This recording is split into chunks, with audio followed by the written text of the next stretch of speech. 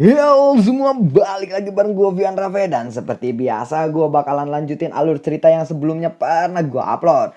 Dan di video kali ini gue bakalan lanjutin alur session 7, 8, dan 9 nya ya. Dan buat kalian yang baru aja gabung di channel gue, kalian bisa cek channelnya, kalian bisa cek playlist di channelnya. Dan kalian bakalan temuin session-session sebelumnya yang pernah gue upload dan episode-episode sebelumnya secara berurutan di sana ya. Oke, tanpa banyak basa-basi lagi, yuk kita langsung cek this out aja alur ceritanya.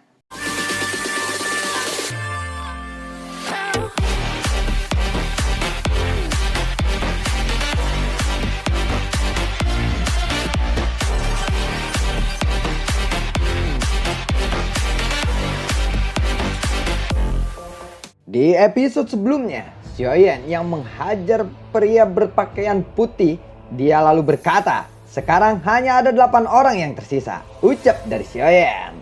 Setelah itu, sekarang masalahnya sudah selesai. "Xiaoyan, kamu memang sangat sombong," ucap dari Feng Qing'er. "Dia hanya orang lemah yang terlalu banyak bicara," ucap dari Xiaoyan. "Jika saja kolam gunung surga tidak akan muncul, aku benar-benar ingin menguji kekuatanmu," ucap dari Feng Qing'er. "Jika Nona Feng Qing'er ingin mencobanya, kita bisa melakukannya kapan saja," ucap dari Xiaoyan. Feng Qing'er sangat marah, namun dia hanya bisa menekan amarah di hatinya ketika dia melirik mulut gunung gua berapi. Kolam darah gunung surga akan segera muncul. Dia harusnya segera memasuki dan menyerap energi aneh di dalamnya secepat mungkin. Xiaoyan lalu mengabaikan Feng Qing'er. Dia perlahan berjalan di sisi Nalayan Ran. "Apakah kamu baik-baik saja?" tanya dari Xiaoyan. Nalayan Ran terkejut saat melihat wajah tersenyum Xiaoyan. Aku baik-baik saja," ucap dari Nalayan Ran. Suara petir yang tiba-tiba muncul mengejutkan semua orang yang ada di sana. Mereka mengangkat kepalanya dan melihat gelombang energi warna-warni di langit tiba-tiba berhenti menyebar. Lalu Xiaoyan dan yang lainnya merasakan energi agung yang sangat menakutkan yang berkumpul liar di langit. "Apakah kolam darah akan muncul sekarang?" ucap dari Xiaoyan. Buar! Cahaya terang tiba-tiba menutupi pegunungan mata surga pada saat ini. Kabut tebal yang menembus pegunungan menjadi lebih tipis di tengah cahaya ini. "Sekarang adalah waktu terbaik untuk memasuki kolam darah gunung surga. Silakan bergerak," ucap dari Jinxi. Tubuh mereka langsung bergerak dengan cepat terbang menuju mulut gunung berapi.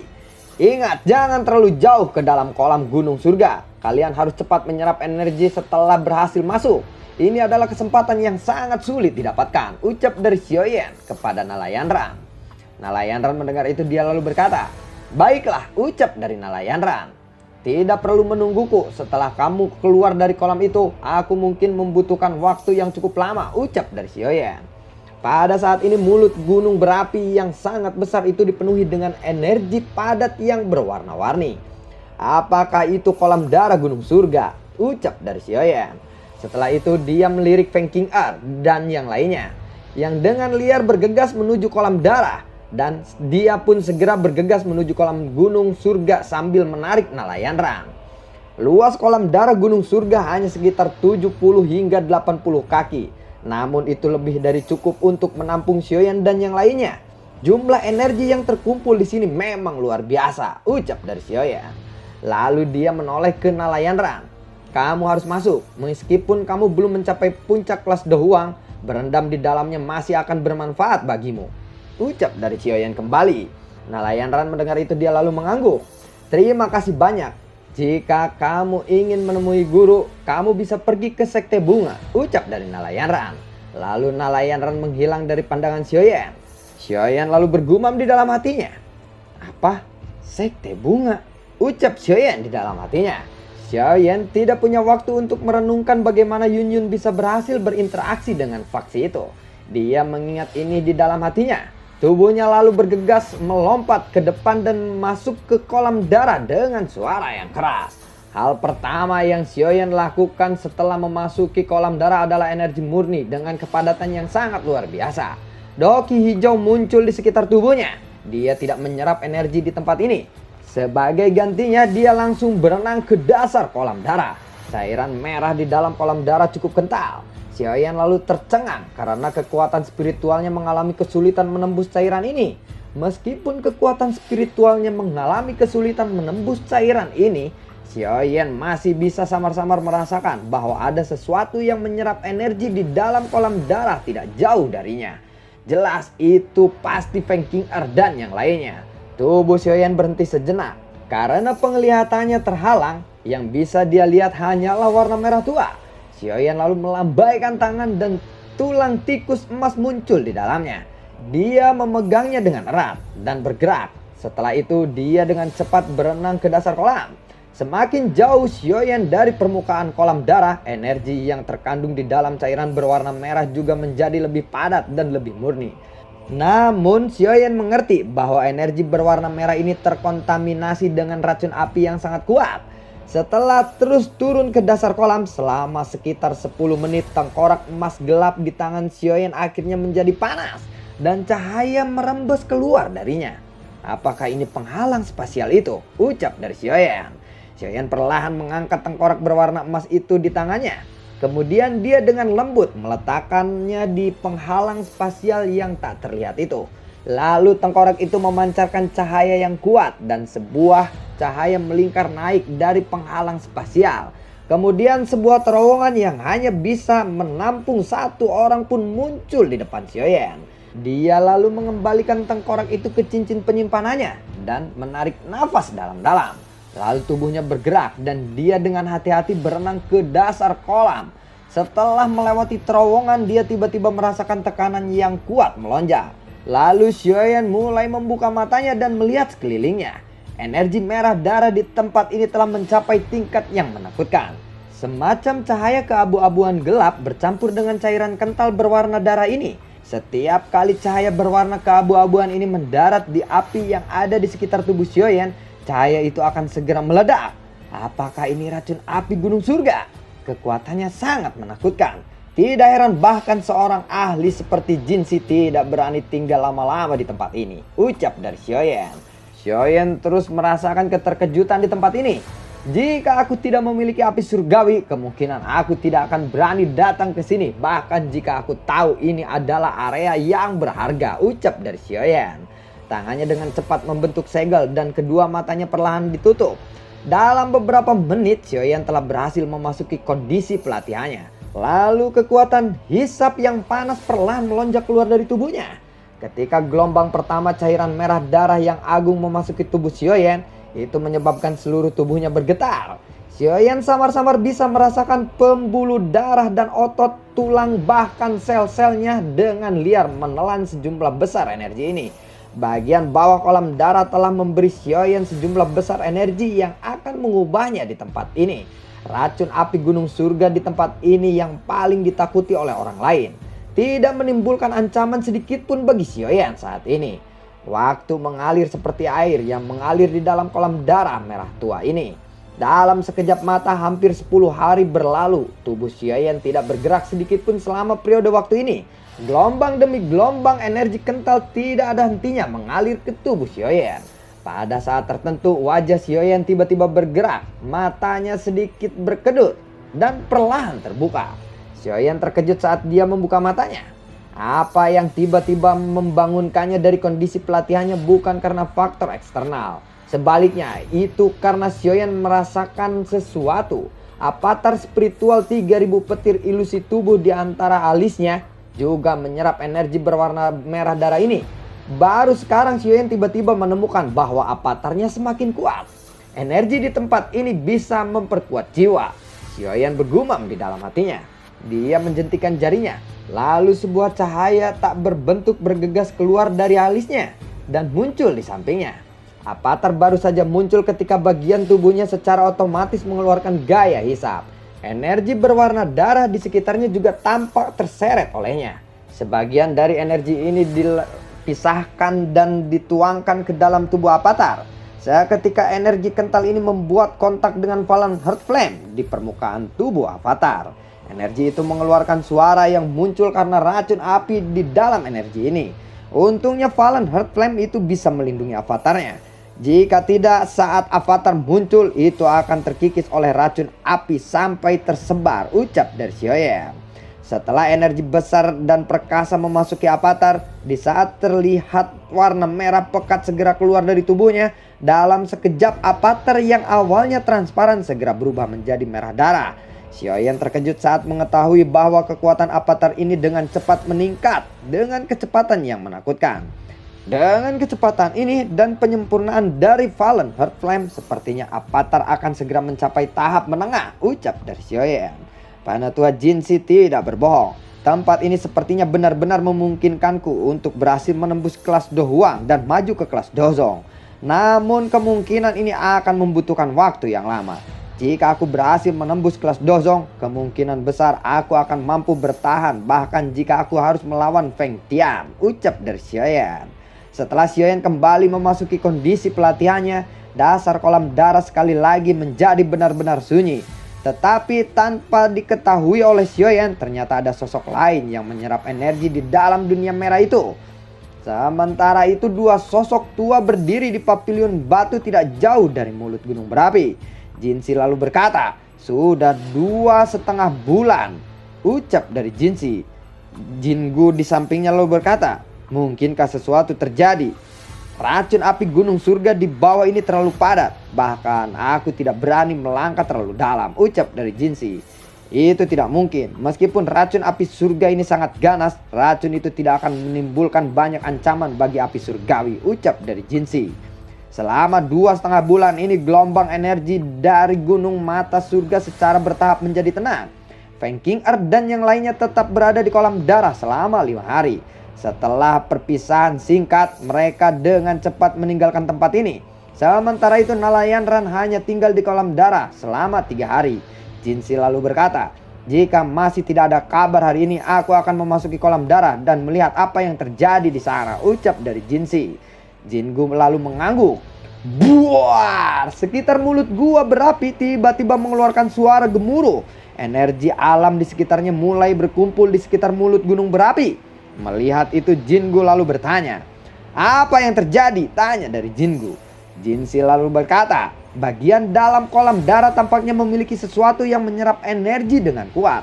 Tebakanku ini pasti disebabkan oleh Xiaoyan," ucap dari Jinzi. "Bagaimana bisa dia mengaduk energi alam sampai bergetar hanya dengan kekuatan doangnya? Atau mungkinkah dia akan melakukan terobosan ke kelas Dozong sekarang?" ucap dari Jingu. "Sepertinya begitu. Orang ini benar-benar melakukannya. Ini pertama kalinya aku melihat seseorang menerobos dengan bantuan kolam darah. Tidak heran dia tinggal begitu lama di dasar kolam darah," ucap dari Jinzi. "Tetapi aktivitas yang diciptakan orang ini benar-benar luar biasa. Sepertinya beberapa elit Dozong dalam radius 500 km akan merasakannya," ucap dari Jingu. Jinzi lalu mengangguk. Gelombang energi mengalir menuju pusaran air di dalam kolam darah. Saat jumlah energi yang mengalir ke kolam darah meningkat, aura agung perlahan merembes keluar dari dasar kolam. Jingu lalu berkata, "Aura ini sepertinya bukan level seseorang yang baru saja naik ke kelas Dozong," ucap dari Jingu. Jinzi lalu berkata, "Ya, kamu benar," ucap dari Jinzi. Aura yang meresap dengan cepat menyebar. Dalam waktu singkat aura itu menutupi seluruh gunung mata surga. Buar! Pilar air yang tak terhitung jumlahnya melesat ke langit. Pilar air pecah seperti hujan turun dari gunung mata surga. Seluruh pegunungan mata surga bergetar. Buar! Buar! Buar! Pilar air naik meledak menghancurkan pusaran air di permukaan. Sosok kurus perlahan muncul di langit. Aura agung yang menyebar dari tubuhnya. Melihat itu orang-orang serentak berkata, "Dozong!" Ya, seorang Dozong. Sosok itu adalah Xiaoyan. Pada saat ini mata Xiaoyan tertutup rapat. Melihat itu Jingu bertanya, "Apa yang terjadi dengannya?" tanya dari Jingu. Jinzi lalu berkata, "Sepertinya dia memasuki kondisi yang unik. Mari kita tunggu saja. Dia akan segera pulih," ucap dari Jinzi. Segel api di dahi Xiaoyan memancarkan cahaya api. Segel api ini adalah sesuatu yang ditinggalkan oleh Yalau saat dia ditangkap. Kilatan muncul di mata Xiaoyan setelah kekuatan spiritualnya memasuki segel api. Terowongan hitam gelap yang aneh muncul. Tanpa ragu-ragu kekuatan spiritualnya masuk ke dalam terowongan itu. Aula gelap besar muncul di depan Xiaoyan. Ada banyak pilar batu hitam yang tingginya puluhan kaki di dalam aula. Banyak simbol aneh di pilar batu ini. Tatapan Xiaoyan menyapu aula besar itu. Terlihat sejumlah gugusan cahaya yang tak terhitung jumlahnya berkedip-kedip di tempat itu. Setelah diamati dengan cermat, terlihat bagian dalam gugusan cahaya itu adalah tubuh spiritual. Xiaoyan dapat melihat bahwa ada rantai berwarna hitam yang meliuk-liuk di antara kumpulan tubuh spiritual itu. Rantai berwarna hitam ini melilit leher tubuh spiritual itu. Tatapan Xiaoyan beralih melihat beberapa pilar aneh berwarna hitam gelap yang menjulang tinggi ke tepi rantai. Pilar batu ini sepertinya menyerap sesuatu dari dalam tubuh spiritual itu. Xiaoyan pun menyusuri tempat itu. Sesaat kemudian kekuatan spiritualnya tiba-tiba bergetar. Tatapannya terkejut saat dia melihat ke depan. Ada sekelompok cahaya yang tergantung di atas meja batu. Di dalamnya ada seorang laki-laki tua. Orang tua itu ternyata adalah Yalau. Banyak rantai hitam juga melilit leher Yalau. Kekuatan spiritual Yalau melayang ke atas meja batu. Ternyata Yalau sedang menutup matanya. Sementara Xiaoyan mengamati Yalau, Yalau sepertinya merasakan sesuatu. Matanya tiba-tiba terbuka. Xiaoyan segera berlutut dan berkata, "Guru, maafkan aku," ucap dari Xiaoyan. Yalau lalu berkata, "Anak kecil, kamu sudah melakukan yang terbaik. Mampu membuatmu menjadi muridku adalah hal terbaik yang pernah aku lakukan," ucap dari Yalau. "Guru, percayalah, aku akan datang dan menyelamatkanmu secepatnya," ucap dari Xiaoyan. Tiba-tiba terdengar suara bergema di aula. "Memangnya kamu bisa melakukannya, ha?" Xiaoyan segera berbalik dan melihat pria tua berpakaian ungu muncul. Pria itu berpakaian ungu berkata, "Kamu adalah kekuatan spiritual saat itu ya. Tidak diduga kamu bisa datang ke tempat ini," ucap dari pria berpakaian ungu itu. Xiaoyan lalu berkata, "Lain kali aku akan datang ke sini. Aku akan membalas semua kesulitan yang dialami guruku sekarang," ucap dari Xiaoyan. "Silakan kalau kamu bisa," ucap pria tua berpakaian ungu itu. Pria tua itu mengepalkan tangannya. Ruangan di sekitar Xiaoyan segera pecah. Kekuatan spiritual Xiaoyan dihilangkan oleh serangan ini. Pria tua itu lalu berkata, "Hah, Xiaoyan ya, hah? Cupu," ucap dari pria tua itu. Mendengar itu Yalau lalu berkata, "King Tian, apakah kamu merasa tidak nyaman?" tanya dari Yalau. Pria tua berpakaian ungu itu lalu berkata, "Kamu banyak bicara, Yao Chen. Jika kepala Hall of Soul tidak menyukai keterampilan alkemismu, apakah kamu pikir kamu akan masih hidup sekarang? Kenalilah situasinya. Melakukan perlawanan yang sia-sia adalah hal yang paling bodoh untuk dilakukan sekarang. Dengan keterampilan alkemismu, satu-satunya orang di benua Doki ini yang dapat dibandingkan denganmu hanyalah beberapa orang tua dari Menara Pil. Jika kamu bergabung dengan Hall of Soul, posisimu pasti akan lebih tinggi dariku. Aku pikir kamu memiliki pemahaman yang jelas tentang kekuatan yang dimiliki oleh Hall of Soul saat ini. Meskipun tempat ini hanyalah aula cabang dari Hall of Soul, apakah kamu berpikir bahwa muridmu dapat menerobos masuk ke sini? Ah?" ucap dari pria tua berpakaian ungu itu. "Kita lihat saja nanti," ucap dari Yalau sambil tersenyum. "Muridmu itu bernama Xiaoyan, bukan? Semoga dia bisa bertahan saat dikejar oleh Hall of Soul," ucap pria tua berpakaian ungu. Setelah dia mengatakan kata-kata terakhir, pria tua berpakaian ungu itu mengayunkan tangannya dan perlahan menghilang. Sementara itu di puncak gunung mata surga, energi yang kuat perlahan mulai berhenti. Xiaoyan di langit perlahan membuka matanya. Xiaoyan lalu bergumam, "Setelah aku menyelesaikan masalah di sini, aku akan menuju pavilion petir angin. Aku harus segera bertemu dengan Feng Junze, bagaimanapun caranya," ucap Xiaoyan di dalam hatinya. Xiaoyan lalu mengepalkan tinjunya dan melemparkan pukulannya ke depan. Xiaoyan kembali berkata, "Kekuatanku saat ini seharusnya sudah stabil di tingkat bintang 1 dozong," ucap dari Xiaoyan. Tatapan Xiaoyan menyapu pavilion batu di dekat mulut gunung berapi. Dia melihat Jinzi dan Jingu. Kakinya segera bergerak. Dia perlahan melangkah melalui udara kosong dan mendarat di pavilion batu. Jingu lalu berkata, "Hahaha, teman kecil Xiaoyan, selamat atas kemajuanmu ke kelas dozong," ucap dari Jingu. Xiaoyan lalu berkata, "Hanya keberuntungan saja. Jika tetua Jinku tidak memberitahuku tempat pelatihan ini, kemungkinan aku akan kesulitan untuk menerobos kelas dozong," ucap dari Xiaoyan. Jinzi lalu berkata, "Kami hanya mendapatkan apa yang kami inginkan. Aku tidak dapat menerima rasa terima kasih ini, tetapi kamu telah melampaui harapanku.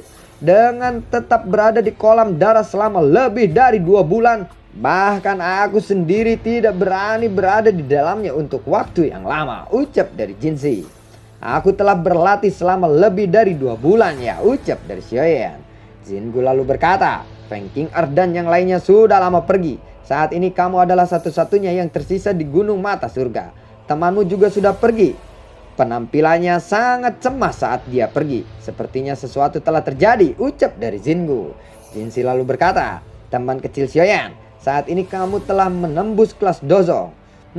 Apakah? Xiaoyan memotong dan berkata, Penuta Jinzi, percayalah aku akan mengeluarkan racun api gunung surga di tubuhmu itu, ucap dari Xiaoyan. Xiaoyan lalu mengeluarkan selembar kertas putih dari cincin penyimpanannya. Setelah itu dia menulis beberapa ramuan obat di atasnya dan menyerahkannya kepada Jinzi dan Jingu.